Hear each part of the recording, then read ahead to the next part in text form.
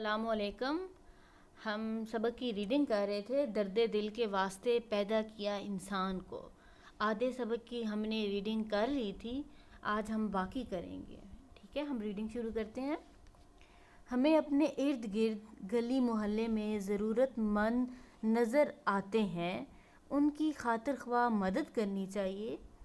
غریبوں، مسکینوں اور اپاہجوں کو، اپاہج مین معذور لوگوں کو کھانا کھلا کر ان کی مدد کی جا سکتی ہے۔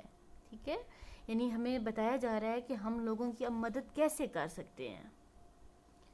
غریب خاندانوں کی مالی مدد کر کے ان کی ضرورت پوری کی جا سکتی ہے۔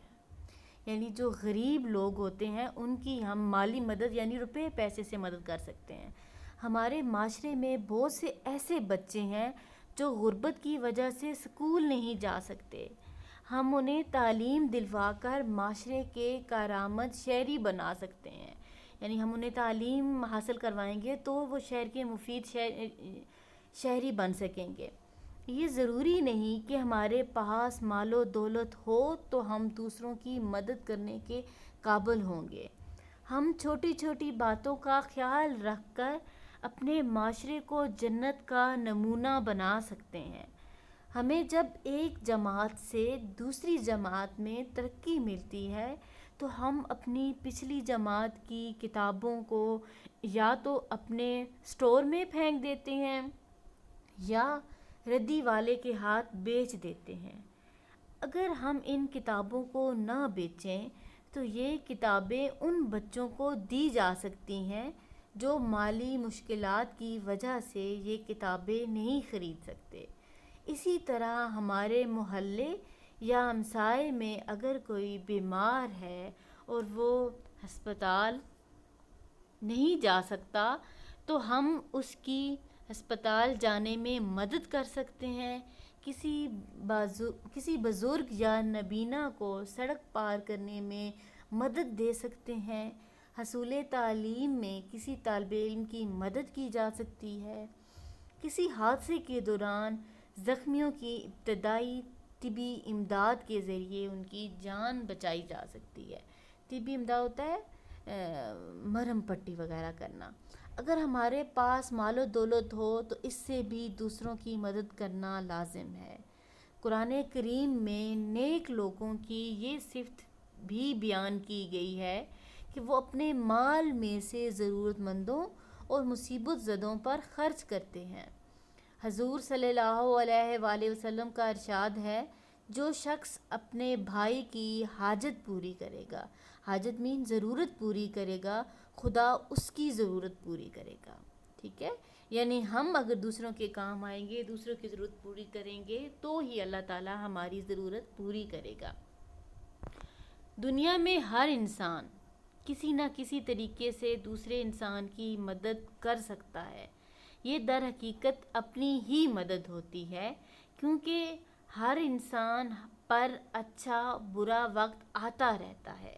اگر ایک انسان آڑے وقت میں یعنی مشکل وقت میں دوسرے کی مدد کرتا ہے تو پھر جب اس پر کوئی مشکل وقت آتا ہے تو دوسرے بھی اس وقت اس کی مدد کرتے ہیں۔ ہم ایک دوسرے کا خیال رکھیں گے تو دوسرے بھی مشکل گھڑی میں ہماری مدد کریں گے۔ اس سے بھائی چارے کو فروغ ملے گا اور معاشرہ بھی ترقی کرے گا۔ دین اسلام بھی ہمیں یہی درس دیتا ہے کہ لوگوں میں سب سے اچھا وہ ہے جو لوگوں کو فائدہ پہنچاتا ہے۔ یعنی اسلام ہمیں یہ کہتا ہے کہ لوگوں میں سب سے اچھا انسان وہ ہے جو لوگوں کو فائدہ پہنچاتا ہے، جس سے دوسروں کو فائدہ ہوتا ہے۔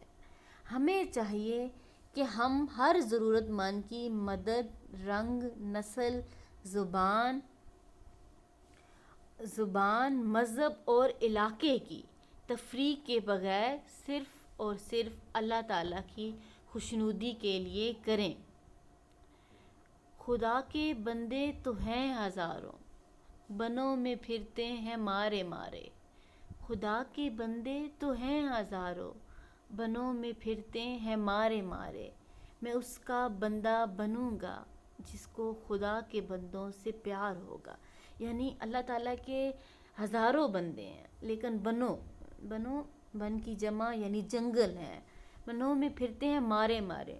یعنی کچھ لوگ جب اللہ تعالیٰ کو مانتے ہیں تو وہ دنیا سے ہٹ جاتے ہیں، کٹ جاتے ہیں، ٹھیک ہے، دنیا کو چھوڑ کر جنگلوں کی طرف نکل جاتے ہیں.